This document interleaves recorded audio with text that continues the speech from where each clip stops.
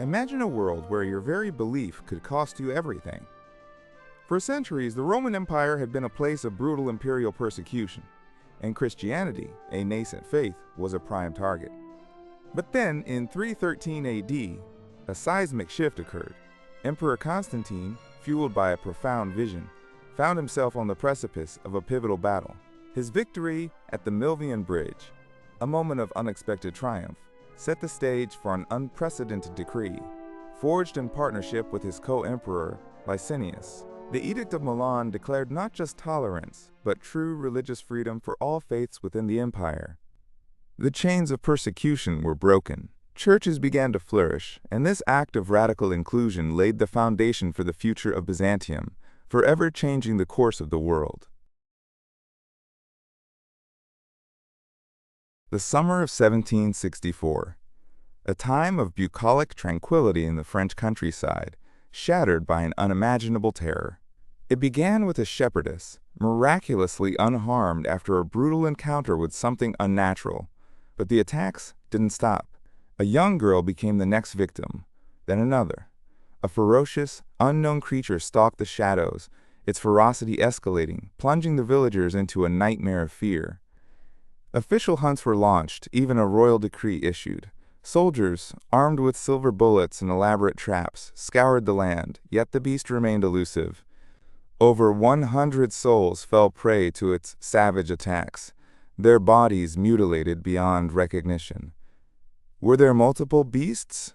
Whispers of a conspiracy began to circulate. These enigmatic killings, a chilling mystery at the heart of France, remained forever unexplained, a dark stain on history. London, 1605. A city on edge, a nation under a new king. James I, a Protestant monarch, sat on the throne, but beneath the surface a desperate plot simmered. A group of devout Catholic conspirators, fueled by a burning sense of injustice, hatched a plan of unimaginable violence. Their target, Parliament itself. Their weapon, over 30 barrels of gunpowder, meticulously hidden in the dark, damp cellar beneath the House of Lords. Their chosen instrument, the steely-eyed Guy Fawkes, ready to ignite the fuse. But as the night of November 5th approached, a chilling anonymous letter arrived, warning of the impending disaster. The plot, so carefully constructed, was about to be dramatically foiled. Fawkes was discovered, the gunpowder secured, and a terrible tragedy averted. The Gunpowder Plot, though ultimately unsuccessful, would forever echo through history, a stark reminder of religious fervor and the fragility of power, forever etched in the rhyme, "Remember, remember the 5th of November." The Australian sun beat down on the Ballarat goldfields in 1854, but a storm of discontent was brewing beneath the surface. For months, the miners had endured the crushing burden of license fees, an unjust tax that felt like a constant reminder of their subservient status. Frustration boiled over, and rebellion simmered. Under the defiant banner of the newly unfurled Eureka flag, they erected a fortified stockade, a desperate stand against an overreaching government. Then, in a brutal dawn raid, government troops descended. The ensuing clash was swift and savage, leaving dozens dead, a tragic sacrifice in the fight for freedom. Yet, from this bloodshed, a vital seed was sown, the very birth of democracy in this young nation. Imagine a war fought not with tanks and planes, but with bullets and feathers. In 1932, Australia declared war on its own wildlife. The enemy? Over 20,000 emus, a feathered menace that had descended upon Western Australia's farmlands, devouring crops and destroying fences.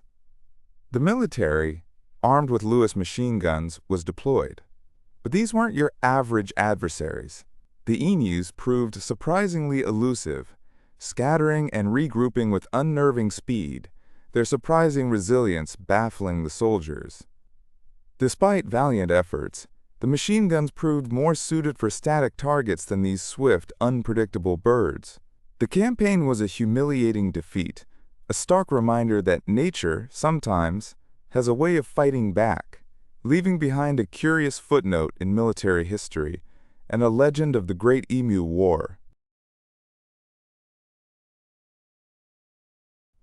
Imagine a town where a sound no one can agree on, a sound that drives some to despair, has become a daily torment.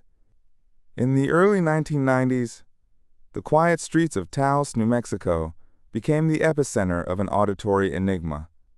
A low, persistent hum, inaudible to most, plagued a select few, its unseen grip tightening with headaches and nausea. Was this merely a local quirk, a trick of the desert air, or something far more sinister? Whispers of global conspiracies mingled with earnest scientific investigation, yet no source could be found. The hum, an invisible phantom, defied every attempt at explanation. Today, the Taos Hum remains a haunting testament to the mysteries that lie just beyond our understanding.